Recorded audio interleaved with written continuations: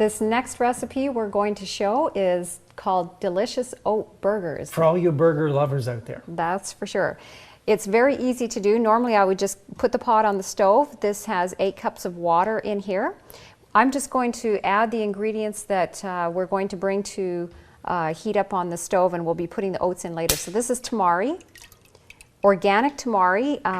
You'll want to watch our presentation on genetically modified ingredients, and that will give you the information as to why you want to use organic tamari. Here we've got some olive oil. Sorry, not olive oil, grapeseed oil. It's grapeseed oil. We don't cook with olive oil. Those can just sit there, that's fine. We've got some onion powder. We've got nutritional yeast flakes. If you're not familiar with what nutritional yeast flakes are, those are just a yellow colored flake, very high in all the B vitamins. We're going to put those in, give a nice cheesy flavor. We've got garlic powder and sage. You know, people talk about the B vitamins quite a bit and how vegetarians don't get enough B12. You know, if a person is really healthy, your body makes vitamin B12 in the jejunum of the small intestine and in your mouth overnight. You have to ask yourself, where do all the animals get it from? Maybe our eating habits are preventing our bodies from producing the vitamin B12 we need. So what I'm going to do now is I'm going to take this to the stove. We're going to heat this up, bring it to a boil. I'm going to add the oats, and then we're going to come right back and show you how to form these burgers. We put the liquid ingredients on the stove, brought those to a boil, and added our oats. So now we're going to form these into burgers. The easiest way I find is just to use a jar ring. This will make it easy for filling and making your burgers uniform. But it's nicer if you can let it cool a little bit so you don't get your fingers too scalded while you're doing it. I don't let it cool down too much, just for the reason, I'm going to get a smaller spoon here, for the reason that they do start to get a little bit stiff to work with. Not as pliable. So how do you enjoy these burgers? Well, here's what I do.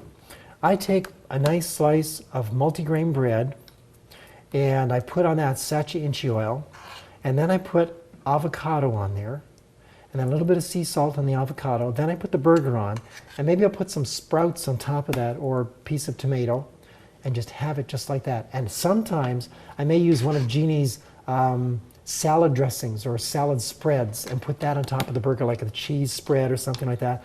And the taste is outrageous. That's the cheddar cheese recipe that we used on the kale chips, which we showed earlier how to make. Yeah, and it's delicious. And anybody who's had these burgers, we have what we call a healthy eating club in Bay St. Anne, where we have our center. And we get people from the community. They come, it's once a month they come. And with Jan, we have to run 2 sessions because people are so interested in what we're cooking, what we're making, and the raw foods. And when they tasted these burgers, they couldn't believe it. The one man said, I could give up burgers for this any day. It tastes so good, and it's good for you. It lowers cholesterol.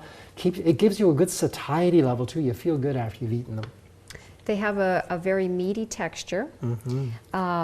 They're very nice done either as a burger in a bun, as Rudy was talking about, in a sandwich, or they're very nice done in a casserole dish. I will put them into a casserole dish and do a mushroom gravy. They're very nice that way. You could do that with a tomato sauce, too.